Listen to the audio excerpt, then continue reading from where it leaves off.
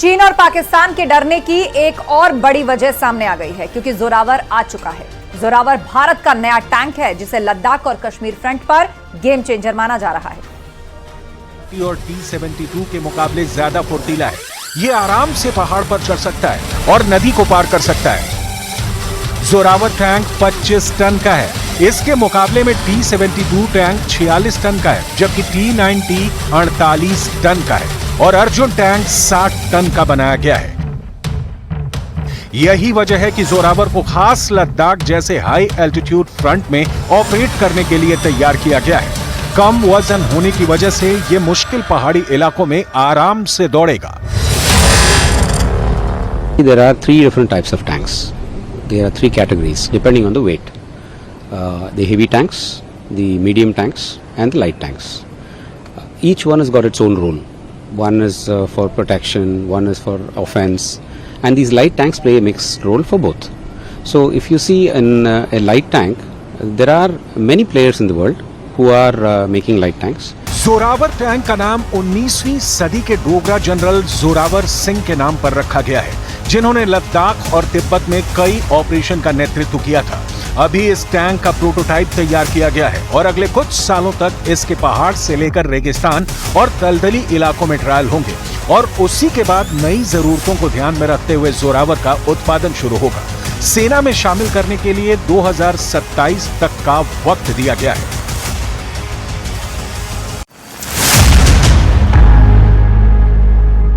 भारत की तोप ताकत को बढ़ाने में रूस ने जबरदस्त मदद की है। T-72 से लेकर T-90 तक आज भारत के पास जो भी टैंक हैं, उनमें सोवियत संघ और रूस से की गई डील ही काम आई है।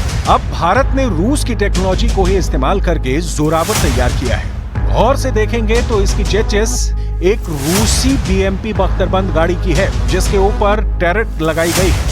टैरेट टैंक का वो हिस्सा होता है जिसमें मेन गन लगी होती है और इसी जगह बीच में टैंक का गनर और कमांडर भी बैठते हैं।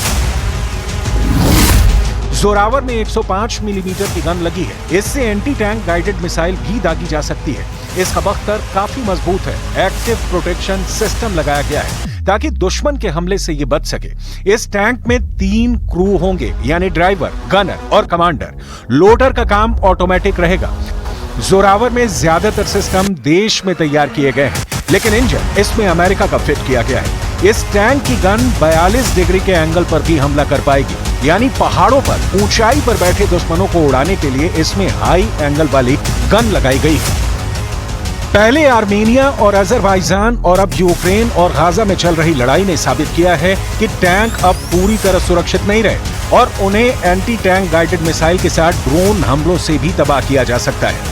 यही वजह है कि इन युद्धों से सबक लेते हुए जोरावर में कई नए सिस्टम लगाए गए हैं। इस टैंक को गुजरात के हाजरा में तैयार किया गया है। भारतीय सेना ने शुरुआत में सिर्फ 59 जोरावर टैंकों का ऑर्डर दिया है। बाद में 295 और टैंक खरीदे जाएंगे। जोरावर की टक्कर इस वक्त चीन के मौजूदा हल्के पहाड़ी टैंक ZTQ टाइप 15 से है। चीन का ZTQ टाइप 15 टैंक भारत के लिए बड़ी चुनौती है। चीन ने इस टैंक को बनाकर यह सिग्नल दे दिया है कि तिब्बत फ्रंट पर वो टैंक वाला युद्ध करने में हिचकिचाएगा नहीं। भारत के 2 पड़ोसी मुल्क चीन और पाकिस्तान की कारस्तानियों का लेखा जोखा धोखे वाला है। चाहे चीन हो या पाकिस्तान, दोनों से युद्ध की सूरत में ये टैंक ही भारतीय जवानों के पास सबसे बड़ी ताकत होंगे। अब जोरावर के साथ चीन को बड़ा चैलेंज दे दिया गया है।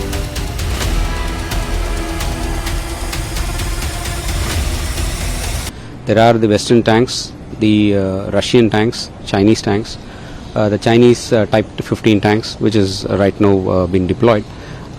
But what is unique of this tank is the weight, as well as the combination of the fundamental parameters of a tank, which is the firepower, mobility, and protection. All three are optimized in such a way that the weight is also maintained. At the same time, you're getting all the parameters also. असल में भारत के पास 3 प्रमुख tank हैं, T-72, T-90 और Arjun tank. इन तीनों के बाद जोरावर बिल्कुल अलग कैटेगरी का बहुत हल्का टैंक कहा जाएगा। 25 टन वजन होने की वजह से ऐसे 3 टैंक एक साथ C-17 ग्लोब मास्टर से एयरलिफ्ट किए जा सकते हैं, जबकि IL-76 ट्रांसपोर्ट ऐसे 2 टैंक लेकर उड़ पाएगा। इससे पहले ये दोनों विमान ऐसे सिर्फ 1 टैंक ही लेकर उड़ पाते थे, लेकिन जोरावर हल्का है और इसे तेजी से ऊंचाई वाले इलाकों में तैनात किया जा सकता है। लद्दाख में इस वक्त भारतीय फौज बेहद चौकन्नी है और उसकी तैनाती ने चीन को भी परेशान कर दिया है। 2020 में पैंगोंग के दक्षिणी छोर पर चीन के टैंकों के सामने जब भारतीय T-72 और T-90 टैंकों ने मोर्चा संभाला था, तब चीन को समझ में आ गया था कि लद्दाख की जमीन पर टैंक वाला युद्ध हुआ तो वो हार जाएगा। इसके बाद चीन ने अपने नए टैंक ZTQ टाइप 15 को तैनात करना शुरू कर दिया। अब लद्दाख से लेकर डोकलाम तक उसके टैंक LAC की दूसरी तरफ बड़ी तादाद में तैनात कर दिए गए हैं और अब जोरावर के आने से साबित हो गया है कि चीन के हल्के टैंक को टक्कर देने के लिए भारत के पास भी मजबूत फौलादी ताकत है। जोरावर टैंक में जितने भी सिस्टम लगे हैं, उनमें यह खास ध्यान रखा गया है कि माइनस तापमान में भी वो ठीक से काम करें।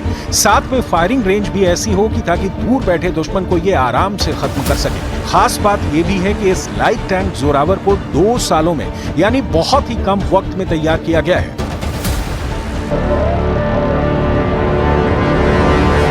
अभी हाल में पूर्वी लद्दाख के दौलत बेग ओल्डे इलाके में भारत के टैंक 2 के साथ बड़ा हादसा हुआ था, जिसमें अभ्यास के दौरान सेना का T-72 टैंक रात में नदी पार कर रहा था। तभी श्योक नदी में अचानक जल स्तर बढ़ गया, पानी में टैंक फंस गया और इसकी वजह से JCO समेत 5 जवानों की मौत हो गई। इसीलिए सेना को जल्द से जल्द हल्के टैंक की जरूरत थी और पानी में ऑपरेट करने वाली खूबियों की वजह से ज्यादा बेहतर विकल्प साबित होगा। ये टैंक 5 मीटर की गहराई वाली नदियों से होकर गुजर सकता है। अगर पानी में इंजन बंद भी होता है तो वो 6 सेकंड में ही रीस्टार्ट हो जाता है। इस टैंक में न्यूक्लियर, बायोलॉजिकल और केमिकल यानी NBC सुरक्षा प्रणाली है, यानी ये टैंक फुल प्रूफ है।